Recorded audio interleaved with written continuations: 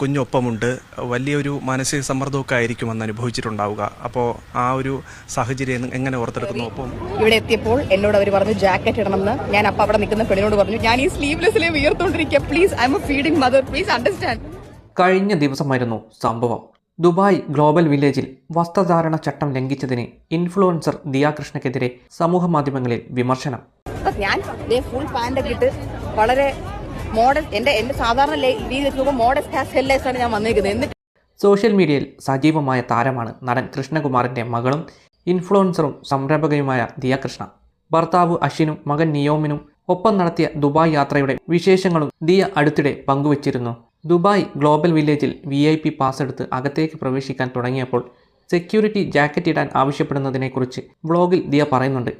Global വില്ലേജിലെത്തുന്ന സന്ദർശകർ ഷോൾഡറുകൾ മറയ്ക്കുന്ന വസ്ത്രങ്ങൾ ധരിക്കണം എന്നുള്ളത് നിർബന്ധമാണ്.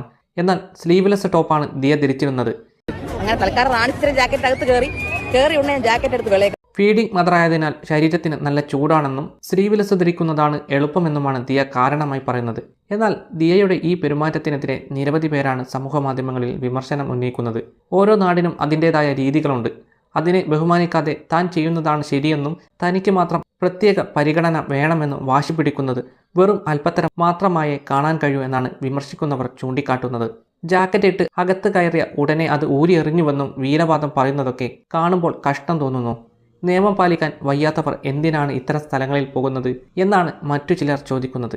എന്തായാലും ഈ സംഭവത്തിനോട് നിങ്ങളുടെ അഭിപ്രായം എന്താണ്? വിലയേറിയ കമൻറ്റുകൾ രേഖപ്പെടുത്തുക.